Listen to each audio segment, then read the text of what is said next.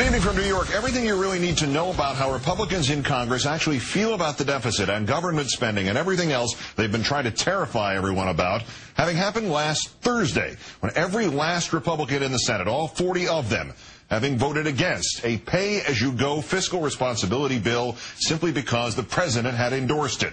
The president today unveiling his $3.8 trillion budget for fiscal year 2011, offering $30 billion in tax cuts for small businesses, $100 billion in job-creating measures, another $25 billion for Medicaid, public health care programs. The deficit for the budget year projected to reach a record $1.56 trillion. The president, who inherited $1.2 trillion of that from his predecessor, saying his priority, getting and keeping the economy on track. If we had taken office during ordinary times, we would have started bringing down these deficits immediately. But 1 year ago, our country was in crisis. We were losing nearly 700,000 jobs each month. The economy was in a free fall, and the financial system was near collapse. Many feared another Great Depression. So we initiated a rescue, and that rescue was not without significant costs. It added to the deficit as well. The president also citing the pay-as-you-go principle that Republicans claim to be for, but voted against. That's also why we're restoring pay-as-you-go, a simple rule that says Congress can't spend a dime without cutting a dime elsewhere. This rule helped lead to the budget surpluses of the 1990s, and it's one of the most important steps we can take to restore fiscal discipline in Washington. The Obama budget also proposing a change in the top tax rate, lower than where it was during most of the Reagan administration. This because of not renewing Bush-era tax cuts that led to the huge deficits we have now. It would also increase taxes on American companies that send jobs overseas, as well as on oil and gas companies that reported record profits during the Bush administration. We already know by staying in their seats at last week's State of the Union that Republican leaders are against taxing corporate America, only apparently small businesses and the middle class. House Minority Leader Boehner attacking this budget in a statement, quote, just 3 days after talking to House Republicans about the importance of fiscal responsibility, President Obama is submitting another budget that spends too much, taxes too much, and borrows too much. Meanwhile, Minority Whip Eric Cantor missing the part that spells out the $30 billion in tax cuts for the small businesses, falsely claiming, quote, small businesses and job creators simply cannot afford the massive Obama tax increases included in this budget and be expected to hire more workers.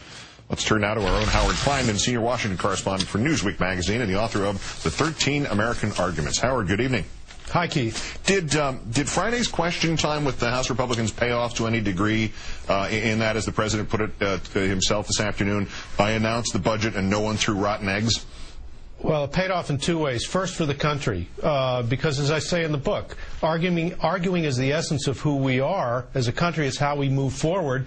But you need two people in the argument. And in recent months, the Republicans have just said no and then disappeared. I think the president really helped himself politically and may help the process along by highlighting the Republicans and asking them to participate by kind of backing in the corner to try to participate.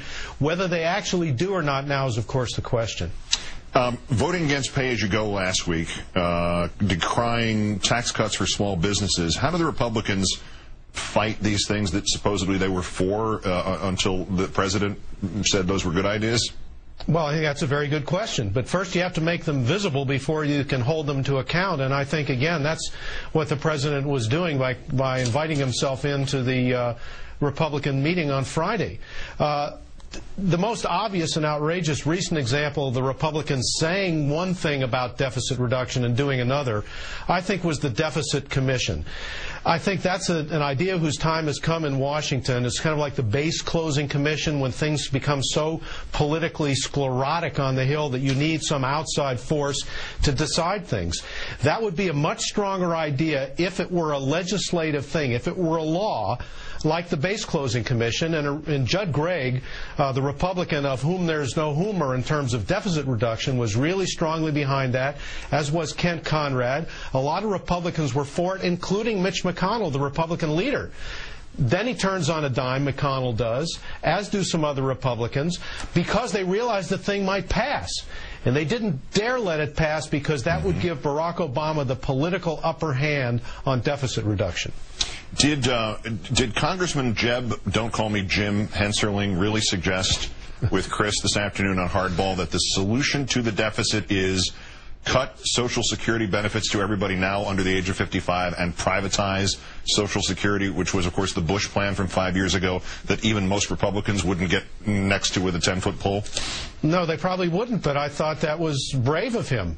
And by the way, the notion that the rest of the budget is non-discretionary, meaning that you can't touch it, is baloney. Medicare, Medicaid, Social Security, they're contracts with the future, but it's not like they can't be revisited. That's what the last great commission on this in the early 80s did, to raise the retirement age, to raise taxes somewhat, to put Social Security on solid footing. Let everybody come forth with ideas. I think Hensarling deserves credit on hardball for putting something on the table, which most Republicans are completely afraid to do. Well, privatizing, discussing the possibility of reduced benefits for us young guys is one thing, but just like for yourself. Well, I just like the idea that in some contexts we're young guys, but privatizing it again. I mean, why not just say let's go bet it in Vegas? I mean, that's not all right. That's not realistic, is it? Probably not, but I want to give the guy credit for saying something. But no, it's not, because look, just look at the stock market over the last couple of years. Do we really want, especially without reforms of the financial industry, do we want to bet the whole future of the American retirement system on a stock market that many people think isn't properly regulated to begin with? Obviously, the answer to that is no. Well, he can blame that. That part of it he can blame on Jim Hensarling, who, as we discovered, is the president of a rodeo in Washington State. Howard Feynman of MSNBC Newsweek, who has nothing to do with a rodeo. Great thanks. Thank you, Keith.